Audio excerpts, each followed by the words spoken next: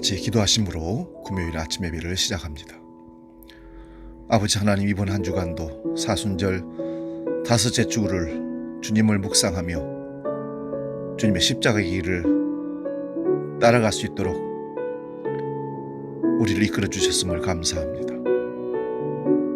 조용히 주님이 걸어가신 그 길을 따라가는 우리 모든 믿음의 사람들에게 하나님께서 능력 주셔서 이 험악한 세상을 주의 능력으로 능히 이기고 승리할 수 있도록 주님 은혜를 더하여 주옵소서. 십자가의 고통이 부활의 영광의 아침을 맞이한다는 사실을 깨닫게 하시고 골고다 언덕까지 따라 십자가를 지신 주님을 바라보며 이 사순절을 마무리하고 고난주간을 맞이할 수 있도록 주님 은혜를 더하여 주시옵소서. 오늘도 한량없는 하나님의 은혜를 사모합니다. 말씀하여 주옵소서. 하늘의 능력으로 함께하여 주옵소서.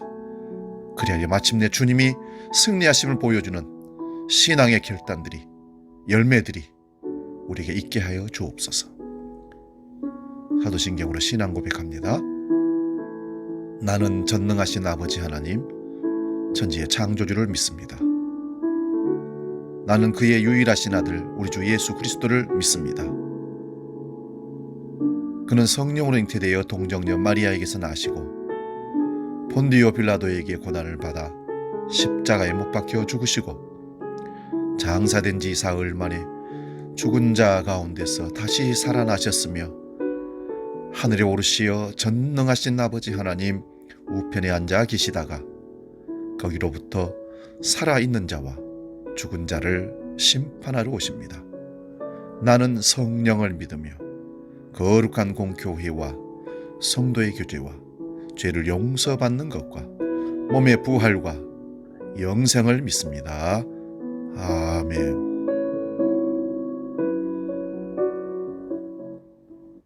찬송가 595장 나 맡은 본부는 함께 찬송하고 말씀 상고합니다.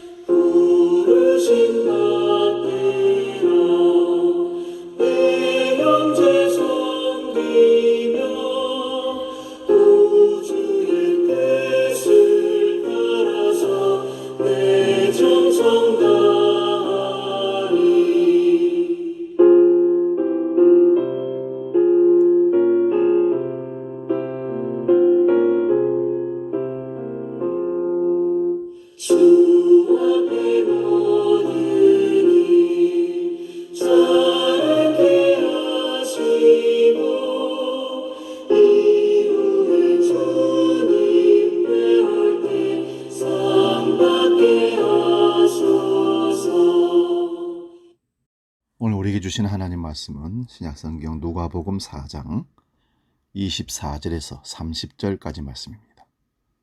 신약성경 94면에 있습니다.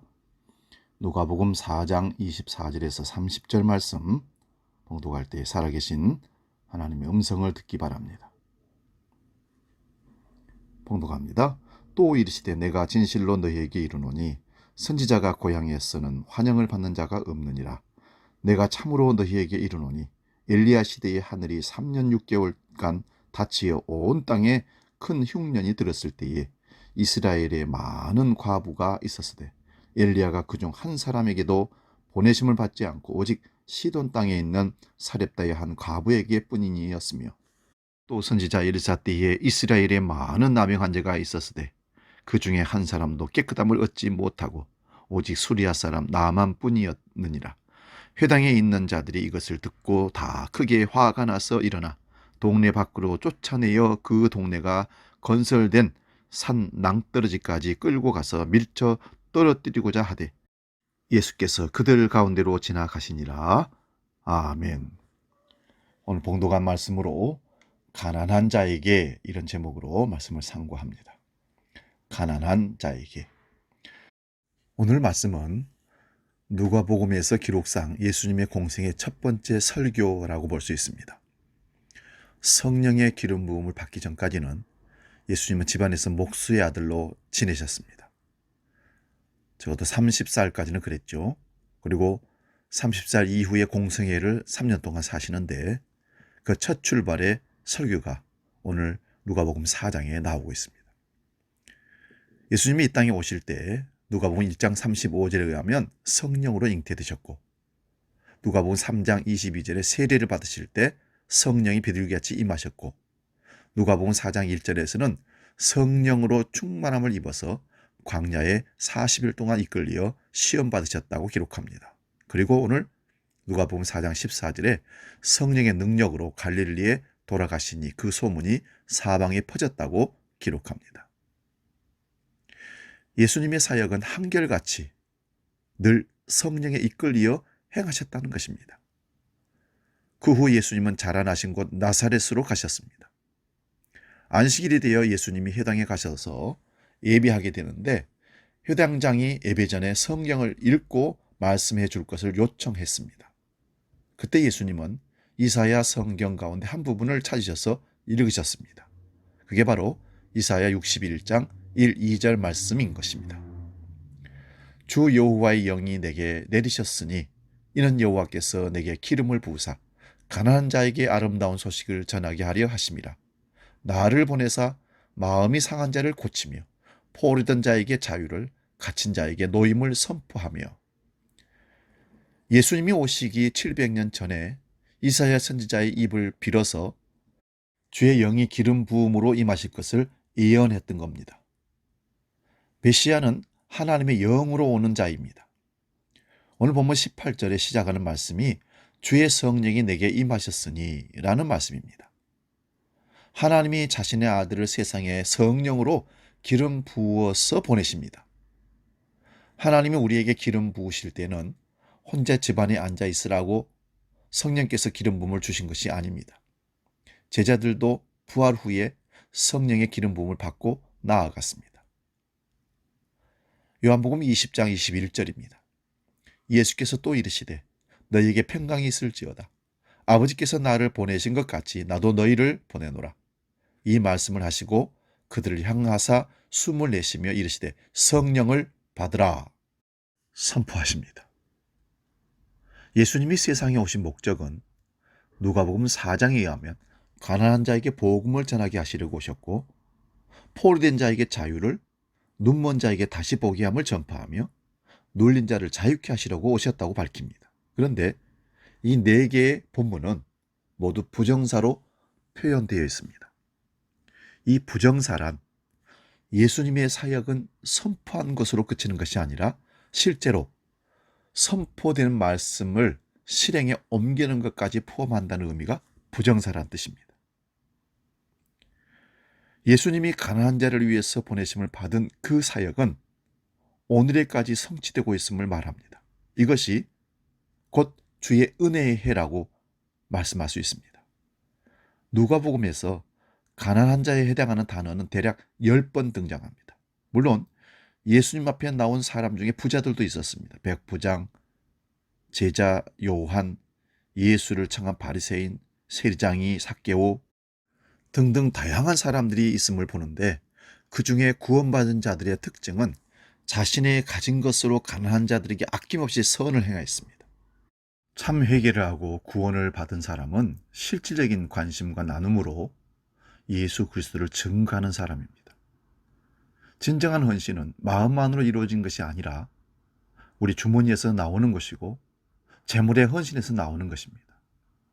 예수님은 무엇을 하여 영생을 얻으리까 묻는 청년 관원에게 영적인 것만 요구하지 않고 먼저 이웃 사랑하는 것을 실천하라고 율법을 지켰느냐고 묻습니다. 간음하지 말라, 살인하지 말라, 도둑질하지 말라, 거짓 증언하지 말라, 내 부모를 공경하라. 눈에 보이는 것으로 우리의 신앙을 보이라는 것입니다. 또한 불의의 재물에 충성하지 않으면서 어찌 하나님 앞에 나의 충성을 보일 수 있겠느냐. 그러므로 네 많은 재산을 팔아서 가난한 자들에게 나눠주고 나를 따라오라 하셨습니다. 예수님은 마태복음 5장에서 팔복을 말씀하시면서 가장 먼저 심령이 가난한 자는 복이 있나니 천국이 저희 것이미요 라고 말씀하셨습니다. 심령이 가난한 자는 물론 현실적인 삶이 가난하기도 하지만 하나님 없이는 소망이 없는 사람, 그런 존재를 가난한 자라고 얘기합니다. 주님밖에 없습니다. 이런 마음을 갖고 사는 자들 말하는 겁니다.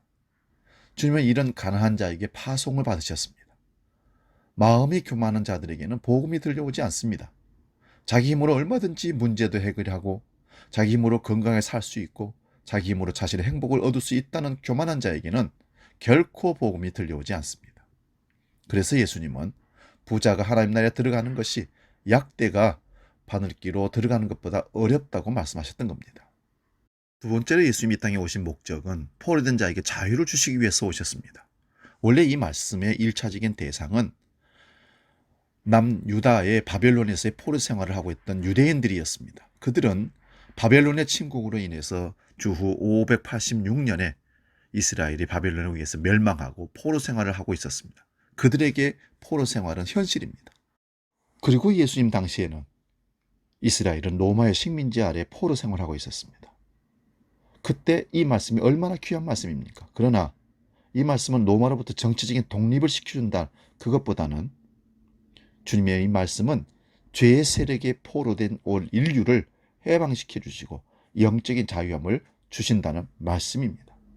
예레미야 29장 14절 말씀 보면 이것은 여호와의 말씀이니라.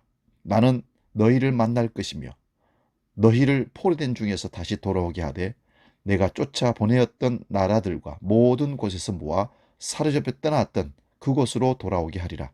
이것은 여호와의 말씀이니라. 포로된 자에게 자유를 주시기 위해서 오셨다. 자신의 백성을 부르신다는 말씀입니다. 죄의 죽음의 법 아래 놓여 있는 자들을 자유케 하시려고 오셨습니다. 죄의 포로가 되어 불타는 지옥을 향해 끌려가는 자들을 자유케 하셔서 생명을 주려고 오셨습니다. 예수님이 오신 세 번째 목적은 눈먼 자에게 다시 보게 함을 전파하기 위해서 오셨다는 겁니다. 요한복음 9장 40절 41절을 보면 바리새인 중에 예수와 함께 있던 자들이 말씀을 듣고 이르되 우리가 맹인인가? 예수께서 이르시되 너희가 맹인이 되었더라면 죄가 없으려니와 본다고 하니 너희 죄가 그대로 있느니라. 예수님 당시 바리새인들은 끊임없이 예수님에 대해서 비판과 조롱과 위협을 가했던 자들입니다. 예수님이 메시아인 것을 알지 못하고 끊임없이 눈이 감겨져 있어서 예수님에 대항하고 예수님을 모함하고 예수님의 길을 막았던 것입니다. 죄악의 눈이 어두워 빛 대신 주님을 보지 못하는 자들을 말씀합니다. 눈이 있지만 보지 못하는 자들입니다. 스스로를 어렵게 여깁니다. 자기가 죄인인 것을 알지 못하고 예수님을 메시아로 구세주로 믿지 못함이 진정한 맹인인 것입니다. 예수님은 그들을 맹인이라 하고 진짜 눈을 뜨지 못한 육적인 맹인은 예수 그리스도를 믿음으로 말미암아 육적인 눈은 감겨 있을지라도 영적인 눈이 띄어진 진짜 보는 사람입니다. 예수님이 이 땅에 오신 목적 네 번째 이유는 눌린 자를 자유롭게 하기 위해서 오셨다는 겁니다. 이 세상에서 어떤 사람은 죄책감에 눌려 지내고 세상의 근심과 염려에 눌림을 당하고 어떤 사람은 마약과 노름, 유혹에 얽매여 있습니다. 어떤 사람은 남편의 억압 속에 살아갑니다. 어떤 사람은 많은 상처들로 인간에 대한 미움과 분노와 좌절의 두려움에 눌려 살아갑니다. 이제 자유함을 얻어야 합니다. 그래야 살 수 있습니다. 요한복음 8장 32절에는 진리를 알진 진리가 너희를 자유롭게 하리라. 진리이신 예수 그리스도를 알면 자유함을 얻게 됩니다. 그리스도가 이 땅에 오심을 이렇게 기록하고 있습니다. 요한복음 8장 19절입니다. 주의 은혜의 해를 전파하게 하리 하심이라 하였더라. 은혜의 해는 예수 그리스도를 가리킵니다. 예수님은 한마디로 주의 은혜의 해를 전파하시기 위해서 이 땅에 오셨습니다. 은혜의 해는 구약에 나오는 희년을 말합니다.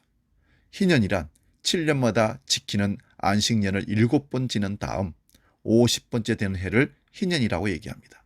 이 50년째가 되는 해, 가나안 때문에 남의 집에 종으로 팔려갔던 자들이 해방되어 집으로 돌아옵니다. 가나안으로 남의 손에 들어간 땅도 본래의 주인에게로 돌아오게 됩니다. 희년이 되면 잃어버린 것을 되찾게 된다는 사실입니다. 그래서 이 날은 기쁨의 날이요 축복의 날이었습니다. 구약의 희년은 예수 그리스도로 말미암아 우리에게 임할 하나님의 은혜를 말씀합니다. 그래서 은혜의 해라고 말씀했던 겁니다. 누가복음 4장 20절 21절 말씀입니다. 책을 덮어 그 맡은 자에게 주시고 앉으시니 회당에 있는 자들이 다 주목하여 보더라. 이에 예수께서 그들에게 말씀하시되 이 글이 오늘 너희 귀에 응하였느니라 하시니 예수님이 드디어 오셔서 이사야 선지자가 예언했던 그 말씀이 응했다라는 것을 보여주는 겁니다. 이제 주님을 만난 자마다 죄와 사망과 억눈으로부터 보지 못함으로부터 자유함을 얻고 기쁨의 삶을 살 수 있습니다. 이 은혜를 누리는 우리 모두가 되시기를 축원드립니다.